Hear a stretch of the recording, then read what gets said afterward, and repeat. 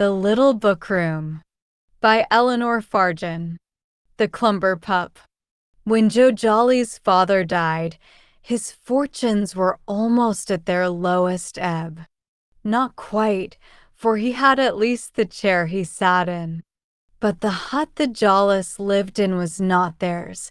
It was lent them, as part wages, by the lord of the manor whose wood John Jolly chopped.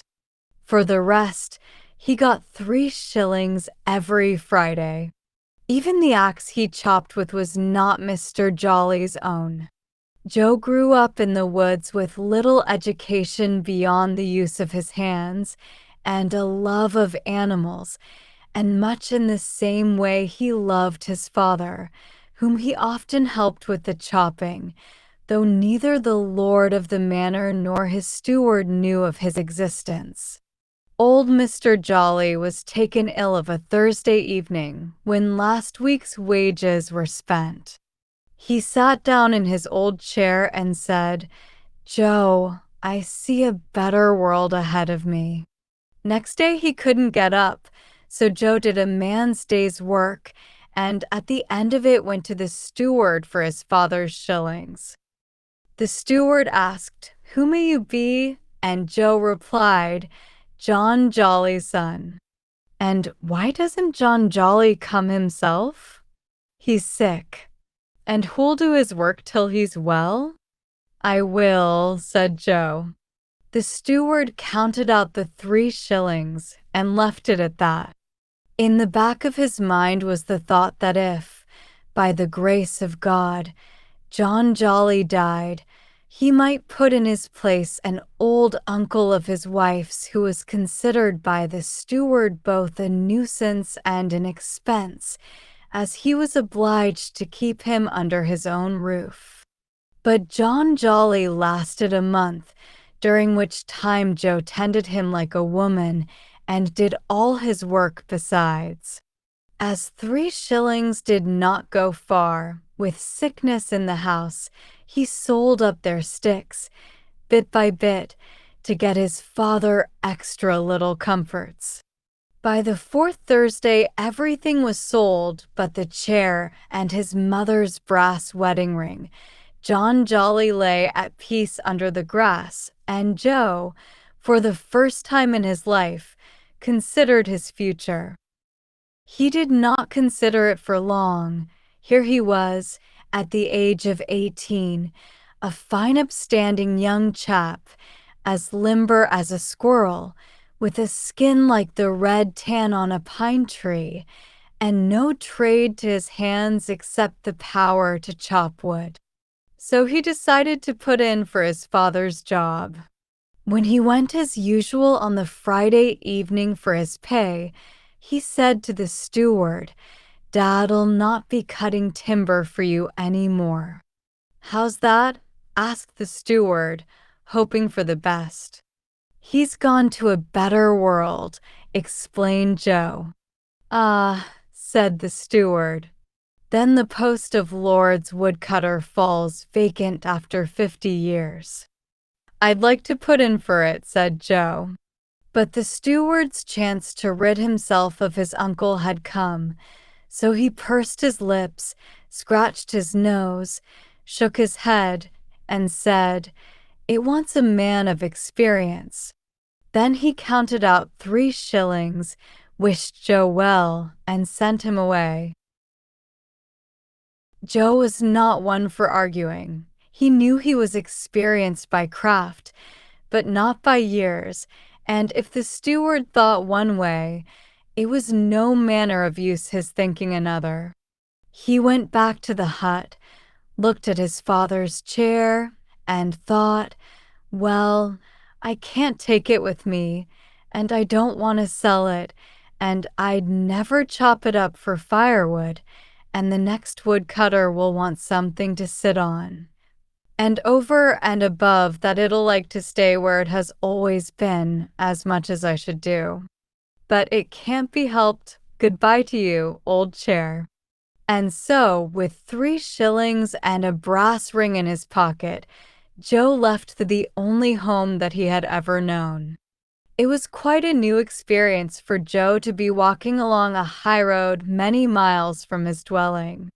Loving his wood better than most things, he had seldom seen reason to go out of it, but within 40 hours of his father's death, he was strolling through the world, with a bright eye and a quick ear for anything he might see and hear. Not minding which way he turned, he told himself to follow the first sound he heard. He had no sooner cocked his ear than he heard, very faint and distant, the familiar tapping of the axe stroke on the tree. It was so far away that it might have come from another world.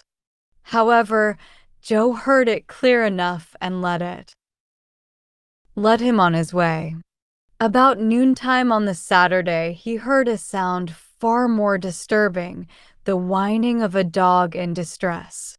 Joe quickened his pace, and turning the end of a lane, he found himself in view of a village pond.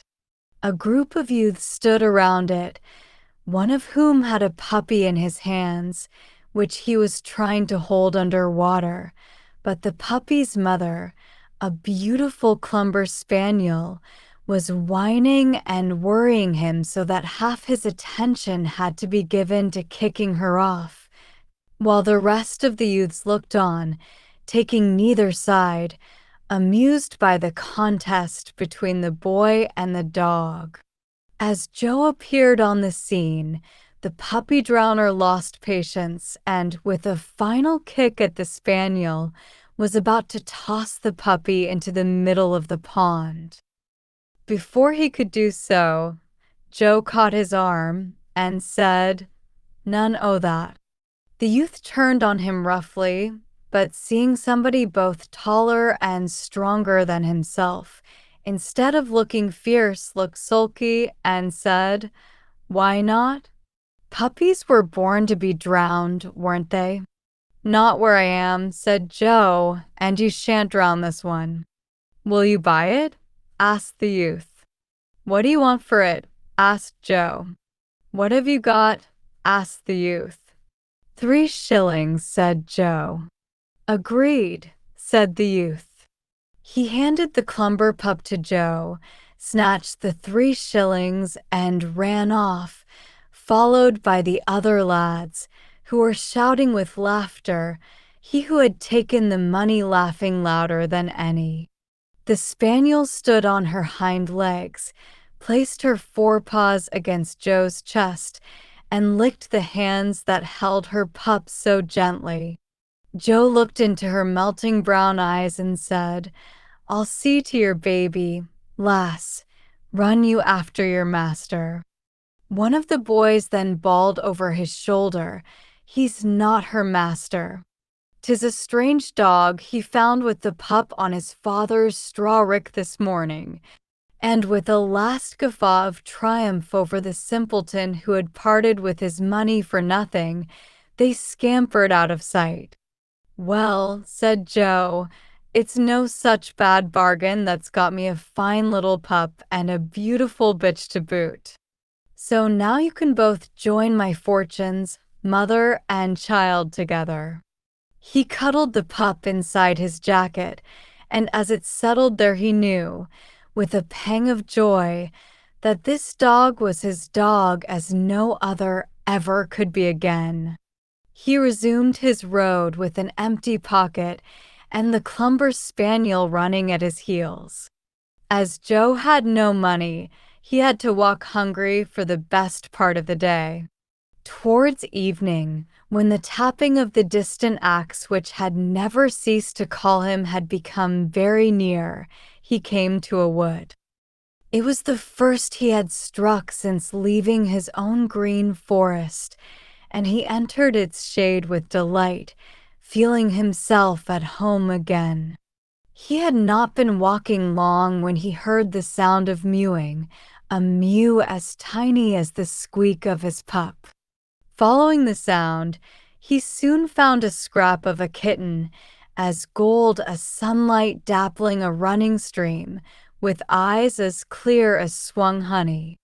It trembled on its 4 tottering legs and was evidently pleased when Joe stooped and picked it up. He could almost hide it from sight by shutting his big fingers over its morsel of a body, soft as down. It was very cold, so he buttoned it under his jacket alongside the pup, where it lay purring with bliss. The night was advancing, and now the sound of the axe-hewing timber, which to Joe was better than music, was within 100 yards of him. He stood still to listen to it for sheer pleasure. All of a sudden came the crash of a tree, followed by a groan. Now he stood still no longer, but hastened to the scene of the accident. Under the fallen tree a man lay pinned, an old man in shape so like his father that in the dusk Joe almost took him for John Jolly himself. But how could that be? Running to him, he saw that this old woodcutter merely resembled his father as one old man will resemble another when they are much of a size and have followed the same calling for a lifetime. "Are you hurt badly?" asked Joe. "I can't rightly tell till I'm unpinned," said the old man. A great limb of the tree lay across the woodcutter's right arm. Joe found the old man's axe and chopped him free. Then he felt the limb tenderly and skillfully and found that it was broken, but he had too often set the broken legs and wings of hares and jays not to know what to do. In a few minutes he had made the old man comfortable, and lifting him from the ground asked where he might take him. "My hut's not 50 steps from here," said the old man. Under his direction, Joe bore him there. It was just such a dwelling as he was used to, but rather better furnished. A narrow bed with a gay coverlet stood in one corner, and on this Joe laid the old man down. Then, without asking questions, he set about brightening the fire, boiling the kettle, and preparing the old man's supper. He looked in the cupboard and on the shelf for food and crocks, and in no time had the teapot steaming and the bread and dripping spread, while the old man lay and watched him with eyes as shrewd as a weasel's. As soon as the sick man's meal was ready, Joe undid his jacket and took out the pup and the kitten. The clumber spaniel settled herself by the hearth and suckled them both, and her eyes, following Joe's actions, were as bright as those of the old man. Then Joe said, "Where might I find water and scraps for the bitch?" "There's a pump outside and a bone on the shelf," said the old man. Joe found the bone and fetched a pan of water and set them beside the spaniel. "Now," said the old man, "fetch cup and plate for yourself." This Joe did, and ate his bread and drank his tea with the relish of hunger. "If you care to stretch out on the hearth," said the old man, "you're welcome to sleep here. Further, if you will stay till my arm is mended, you can take care of my job for me." "What is your job?" asked Joe. "That of King's woodcutter." "And how do you know I'm fit for it?" "Didn't I see you handle the axe when you chopped me free?" said the old man. "I've no doubt as to your fitness. But in the morning you must go and tell the king you are doing my work." Joe slept sound on the hearth rug and was up betimes. He saw to the old man, the animals, and the hut, and, when all was in order, asked his way to the king's palace. The old man told him it was in the heart of the city, which lay 3 miles due north, and he advised Joe to take with him the royal axe, with the crown burned into the handle, as a sign that his tale was true. So Joe set out upon this new adventure. At the end of the first mile, Hearing a tiny mewing, he looked behind him and saw that the honey-colored kitten had followed him. Not wishing to go back, he buttoned the pretty creature under his jacket again and pursued his way. The end of the second mile brought him out of the forest, and at the end of the third he saw for the first time the capital city of the country he lived in. As he drew near, amazed at the sight of so many houses and shops and churches, towers, temples and turrets, domes, spires, and weathercocks, he saw that the whole place was in a commotion. The streets were packed with people running about or stooping and crawling as they poked their noses into every corner, grating, and cranny. At the gates, a tall sentinel barred Joe's way, demanding, "What is your business?" "Does that matter?" asked Joe. "Not at all," said the sentinel. "For whatever it may be, I have strict orders to let nobody in and nobody out." "Very well," said Joe, supposing that this was the way it was in cities, whereas in the woods you came and went as you pleased. But as he turned to go, the sentinel caught him by the shoulder and cried, "How come you to be handling the royal axe?" Joe told his story briefly, and the sentinel opened the gates. "Your business is the king's business," he said, "therefore you must come in. If anybody questions you, show him the axe, and it will be as good as a passport." Nobody questioned Joe's right to be in the city, however, all being much too concerned with their peeping and poking and prying.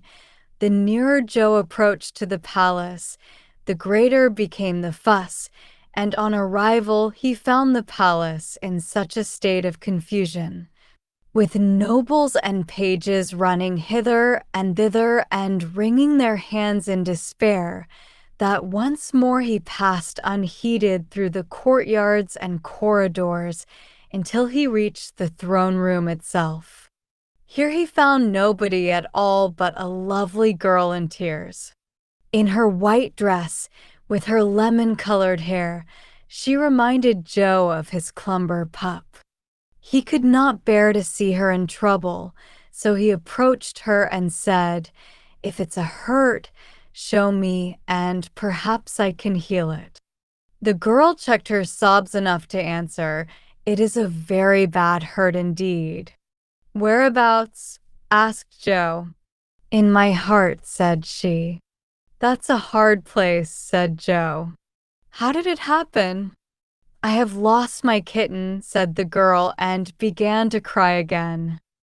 "I will give you my kitten in its place," said Joe. "I only want my kitten." "This is a very pretty kitten, picked up in the woods overnight," said Joe. "She's marked like the flower in oak, and her eyes are as gold as honey." And he took it out of his jacket. "That is my kitten," cried the girl. She stopped crying again and caught the little ball of gold fluff from his hands and kissed it many times.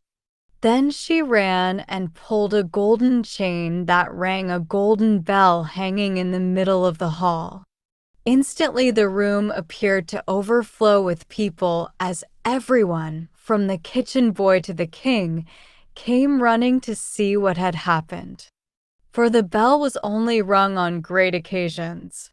The princess, for it was no other, stood up on the throne, holding up her kitten in full view, and cried, "This boy has found my honey." The joy was overwhelming. The news ran like wildfire from the throne room to the courtyard, and from the courtyard to the streets. In 5 minutes, everybody had returned to his business. The city gates were opened, and the king was asking Joe Jolly what he would like for a reward. Joe would rather have liked to ask for the princess, for she would have matched so nicely with his clumber pup. Her hair was just the color of his ears, and her soft brown eyes were looking at him as meltingly as any spaniel's. But of course she was out of the question, so he answered, "I should like the royal woodman's job, till the royal woodman is whole again." "That won't be in your lifetime," said the king, a remark that puzzled Joe greatly, but he was too diffident to ask the king what he meant, for kings, he supposed, had the right to talk as they pleased, even in riddles. "Hand me that axe," said the king, "which I see is the royal axe, and kneel down on both knees and bow your head." Joe hoped the king was not going to cut his head off, for any reason or none, but he obeyed, knelt down, and felt himself touched between the shoulder blades with the axe head. "Rise, royal woodman," commanded the king. "Come once a month to the forester's lodge for orders, and let it be your first care to cut the choicest firing daily for the princess's chamber." No order could have pleased Joe better.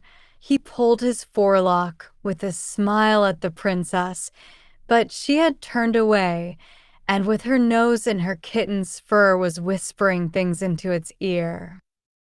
So he pulled his forelock again to the king, returned on his traces, and found all in the hut as he had left it. "Well?" asked the old man. "Very well, indeed," said Joe Jolly. "The kitten was the kitten of the princess, in consequence of which the king has made me royal woodman till you are whole again." "Did he say so?" asked the old man, with a curious smile. "It's how I understood it," said Joe. "Then so we will leave it," said the old man. "And since we are to bide together for a bit, you shall call me Daddy, for once I had a son who was a good son to me, and for his sake I like the ring of the word." Daddy took longer to heal than Joe would have supposed possible. Month after month went by, and the fracture in his arm would not set. Moreover, he seemed to have been so shaken by his accident that he never left his bed. Gradually, Joe grew accustomed to stretching out on the hearth without thinking that it would soon be for the last time. The new job turned into an old one, and the days mounted until a year had passed. The clumber pup was now a dog as beautiful as his mother, but Joe continued to think of him as the pup, if only to mark the difference between them. The old dog lay mostly indoors by the hearth or out of doors in the sun, but the clumber pup followed Joe daily to his work and was the joy and delight of his heart. Since the day of his appointment, Joe had stuck to the woods and gone no nearer to the city than the lodge of the king's forester on the outskirts of the trees. He put in an appearance early in the morning on the first day of each month, and more often than not found the forester chatting with a pretty chambermaid from the palace, whose name was Betty, and who evidently fancied a stroll in the morning dew before the duties of the day. When she had gone, the forester gave Joe his orders for the month, and wherever he might be cutting, he had each day to bind the special faggot of firing for the room of the princess. He made the faggot of the sweetest smelling wood he could find, and with it he always bound up a little posy of whatever the season might offer. In spring there were the primroses and violets, in summer, harebells, wild rose, and honeysuckle. In autumn he found the brightest leaves and berries, and even winter had her aconites. On Joe's 19th birthday, which fell on the 1st of June, he went as usual to the forester's lodge, and there found Betty in her striped silk frock, gabbling away a little faster than her habit. Yes, she was saying, that's how it is, and no other. There's something she wants, and nobody knows what, for she won't say. Sometimes she mopes, and sometimes she sings. Sometimes she pouts, and sometimes smiles, as changeable as the quarters of the year. And she won't tell her father, she won't tell her mother, she won't tell her nanny, and she won't tell me. And the doctor says if she don't get it soon, whatever it may be, she'll fall into a decline and die of longing. What's to be the end of it? Asked the forester. Why, this. The king says that whoever can find out what the princess is thinking and give her what she wants shall have whatever he wants, no matter what so. On the last day of the month, there's to be an assembly at the palace so that everybody can offer his opinion, and oh la, there's the 8 o'clock bell ringing. Don't keep me gossiping any longer, or I'll be sure to be dismissed. The forester kept her just long enough to give her a kiss, for which she boxed his ears, and then ran off as fast as her heels could carry her. The forester laughed and said, "That's something like a wench," and turned to Joe and gave him his orders for the month. Joe went back, his head so full of them, except for one corner that was full of being sorry for the princess, that for some time he did not miss his clumber pup. But it was no longer gambling about him, and even when he whistled did not come bounding and bouncing as usual, a thing any dog that loves his master must do when he hears the whistle, whether he wants to or not. So by then the pup must have got a long way off. However, half through the morning he appeared, in the highest of spirits, where Joe was working, though when they got home that evening he would not touch his supper. This would have worried Joe if the pup had not been so unusually boisterous. That night Joe had a curious dream as he lay stretched on the rug before the dying fire, one of those dreams we get when we are half awake that seem to take place outside instead of inside us. In this dream, Joe saw, as plain as if he was waking, his clumber pup lying nose to nose with the spaniel his mother, who lay with her head sunk flat on the floor between her two silky paws, and opened one beautiful brown eye to look at her child. And in his dream Joe seemed to hear how dogs make known their thoughts to each other, and the talk went this way between them. The spaniel said, "What's the matter, son? Off your feed." "Not me, mother. I've had my fill today." "Where then?" "In the king's yard." "What were you doing in the king's yard?" "Meeting a friend of mine." "What sort of a friend?" "A cat." "Be ashamed of yourself."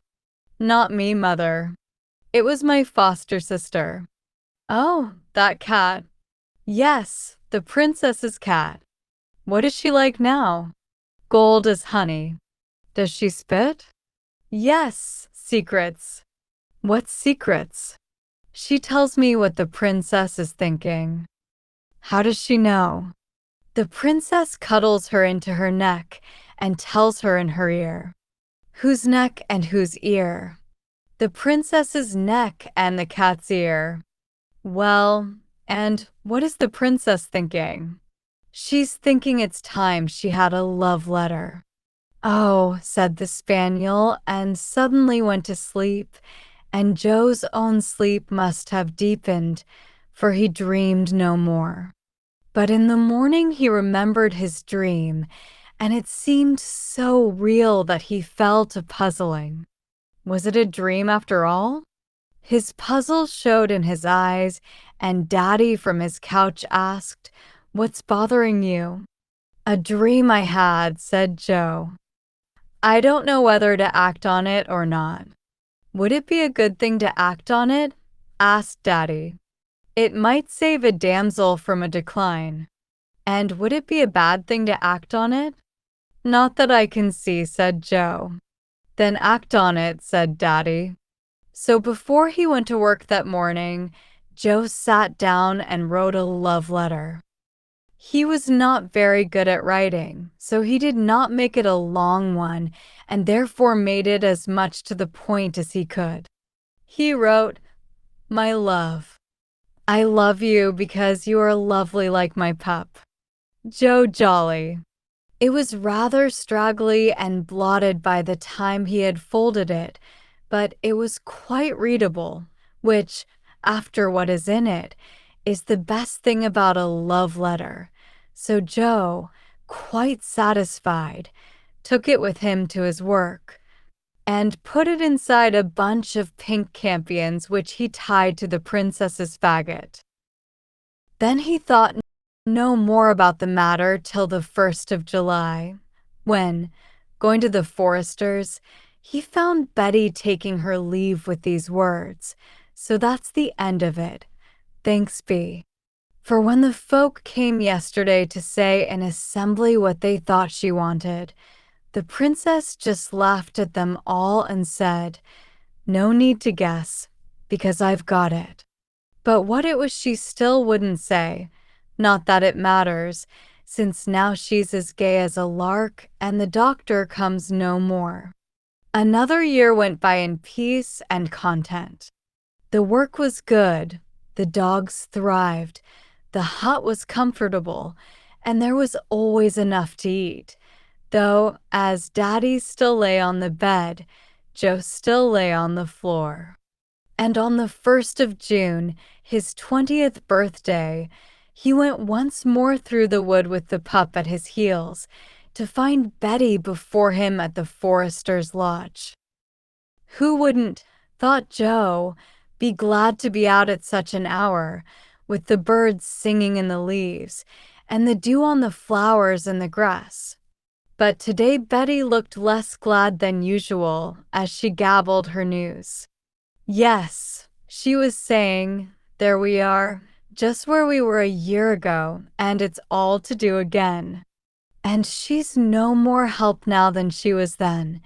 There's only one thing she wants in the world. What? Nobody knows.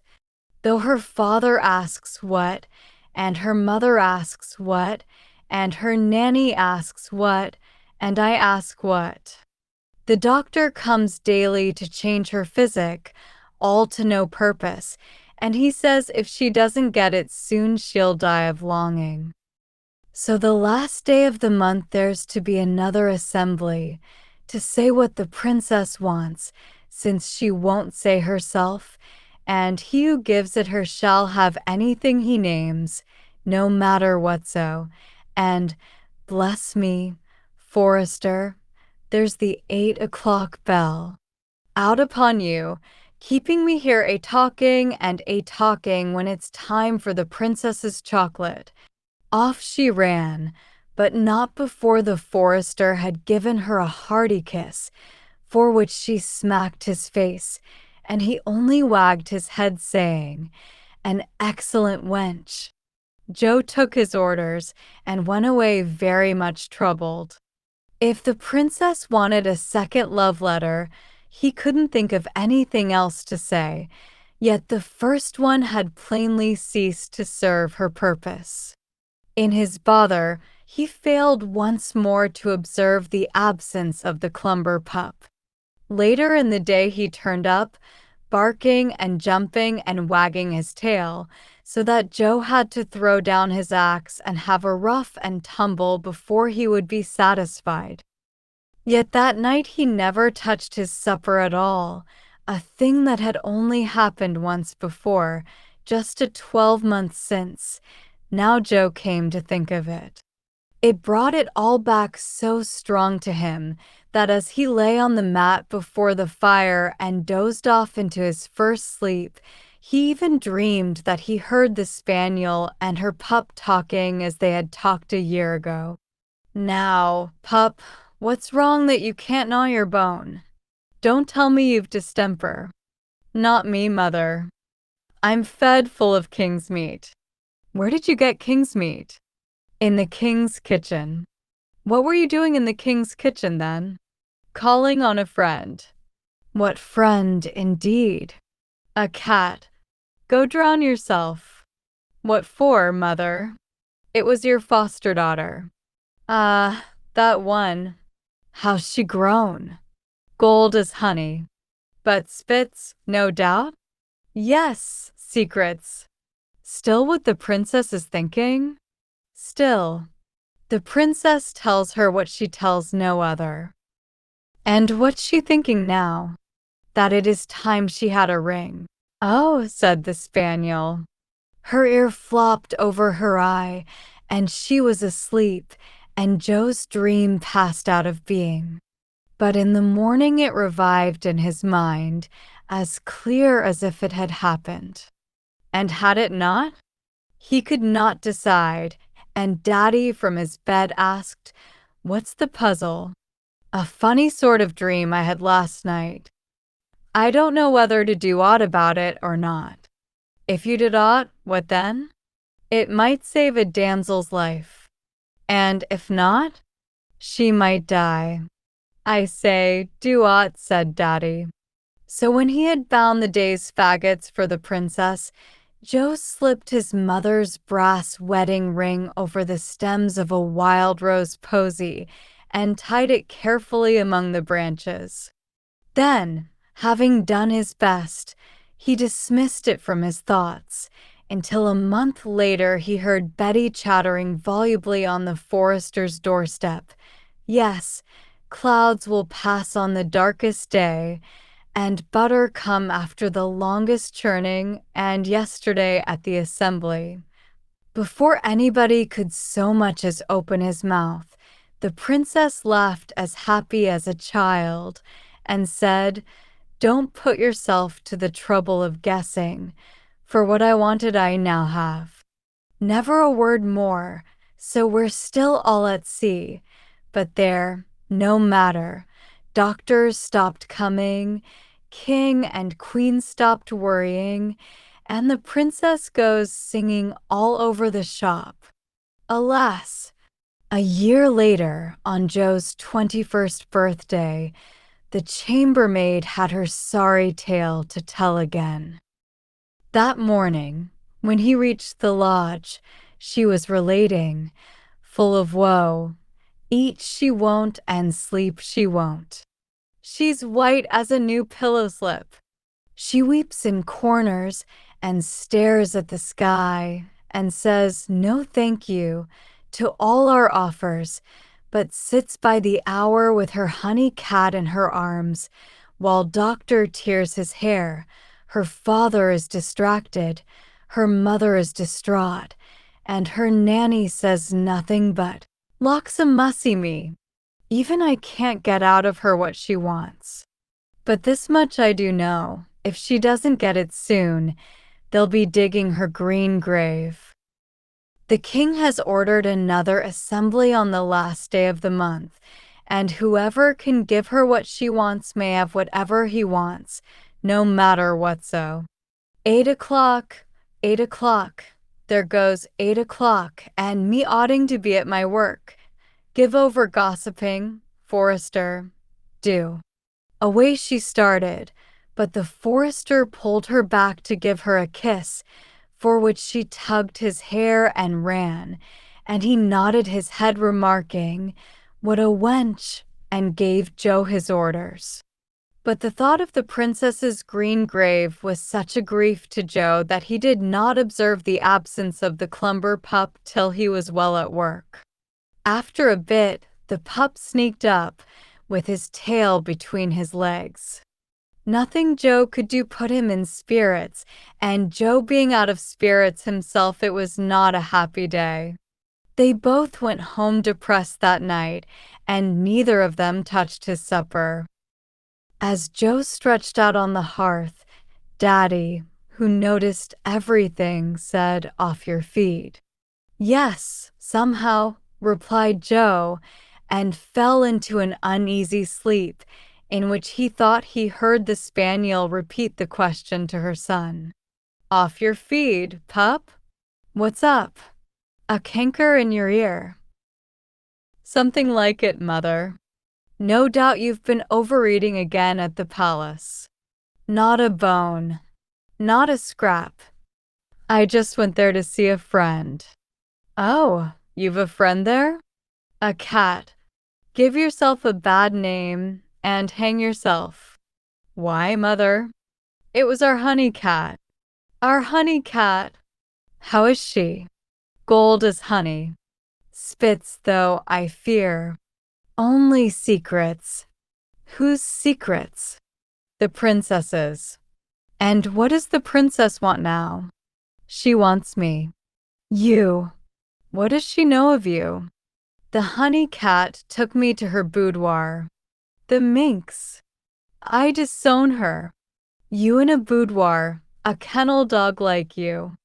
The spaniel put her paws over her eyes, and Joe heard no more talking in his fitful dreams.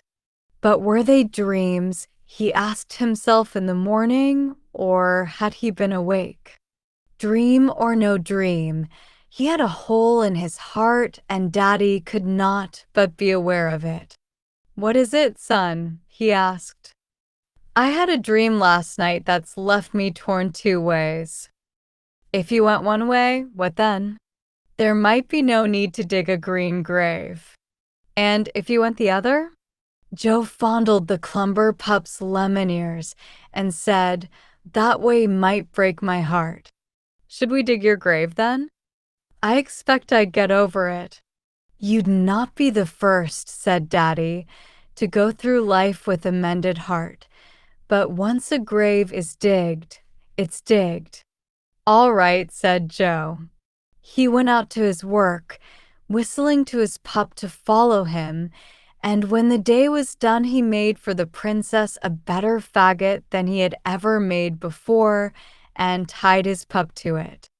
The clumber looked at him with mournful eyes and tried to follow Joe home, dragging the faggot behind him. But Joe Jolly said, stay there, and went away quickly through the forest. That was the saddest month Joe ever lived through. He tried to be cheerful for Daddy's sake and the spaniel's, but Daddy himself was extra quiet, the spaniel moped for her pup, and Joe had to bear his own broken heart.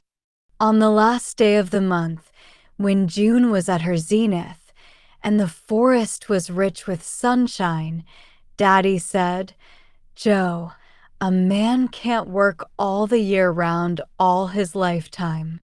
Take a holiday. What would I do with it? Asked Joe. Go to the city and see the sights. Then it occurred to Joe that among the sights of the city was his own sweet pup. The mere thought of looking into his brown eyes and hearing his gay, excited bark again made Joe's heart as light as a feather. He decided to follow Daddy's advice. His work was well in hand, and he could spare the day. So off he set, and once out of the forest was amazed at the crowds on the road, until he remembered that this was the day of the assembly. He allowed himself to be swept along on the stream towards the palace, for everybody had a right there on this day, and there, if anywhere, he would see his pup. It was with an eager heart he passed, for the second time, under the royal gateway, and entered the throne room with the rest of the crowd. The court was all assembled. From the middle of the crush, Joe could just manage to see the heads of the king and queen and the tops of the soldiers' pikes. A trumpet sounded, and a herald cried for silence. When this was obtained, he shouted, If any man present knows what the princess wants, let him say so. But before a word could be spoken, the voice of the princess called out, as gay as sunshine in the leaves, There is no need, for what I want I have. What is it? Asked the king. Who gave it to you? Asked the queen. I will neither say what it is nor who gave it to me, said the princess. Let everybody go. The herald blew his trumpet and dismissed the crowd. As it dispersed, Joe was left standing in the middle of the floor, in view of the great double throne, with the princess seated at the king's feet, the honey cat in her arms, and crouched against her knee the clumber pup. Suddenly there was a yelp of joy. The pup leapt into the air, bounded across the floor, placed his gleaming paws on Joe's two shoulders, and licked his face, whining and barking as though his heart would burst. Joe hugged him and wept. Then what a commotion in the court! Everybody asked, "What is it? Who is it? What is happening?" The princess rose, looking over the head of her honey cat, half smiling and half crying, and the king demanded, "Who are you?" "I'm your royal woodman," said Joe. "Why, so I remember. But the dog goes to you as to his master." "He was his master," said the princess, "but now I am. This boy gave him to me, because what I wanted was the clumber pup." "Then I can at last make good my word," said the king. He beckoned Joe nearer. "What do you want, woodman? Name it, and it is yours." The princess looked at Joe, and he looked at the princess, with her white dress and her lemon-colored locks. But he knew he must not ask for what he wanted most. So he put it out of his mind and said, "I would be glad of an extra mattress so that I could lie on it instead of on the floor."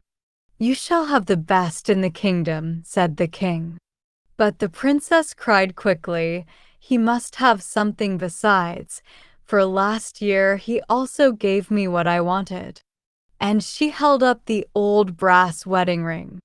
The king, being as good as his word, turned again to Joe and asked, "What else do you want?"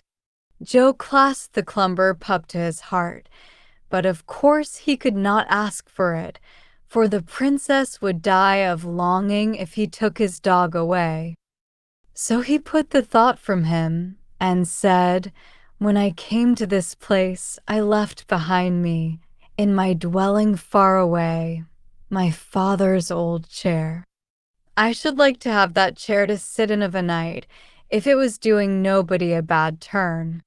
The king smiled graciously and said, "The chair shall be brought to you this very night, and in its place we will leave the best chair in the kingdom." He made a sign that the audience was ended, but the princess cried still quicker than before, "No, father. He must ask for a third thing, because 2 years ago he gave me this." And she pulled out of her dress the old blotted love letter, which was now older and more blotted than ever. The king took it from her, opened it curiously, and read aloud for all the court to hear, "My love, I love you because you are lovely like my pup, Joe Jolly." The princess hid her face in her honey cat. "Are you Joe Jolly?" asked the king. "Yes, sir," said Joe. "Did you write this?" "Yes, sir." "And is it true?" Joe looked from his white pup, with its lemon head, to the white-robed princess with her lemon hair, and said for the third time, "Yes, sir." "Then," said the king, "you must ask for the thing you want most in the world." Joe looked longingly at the clumber pup and kissed it hard between the eyes. Then he looked at the princess, but she wouldn't look at him. He had to say something, and at last said slowly, "As I can't have my pup, I'll have the honey cat." "Oh," cried the princess quickly, "you can't have my cat without me." "Then," said Joe, quicker still, "you can't have my dog without me." "So let it be," said the king. "One half of the year you shall live in the woodman's hut, and the other half in the palace, and wherever you live, the dog and the cat must live with you." That very evening, Joe Jolly took his bride back to the hut, the honey cat purring in her arms like an aeroplane, and the clumber pup leaping round them, being a happy nuisance.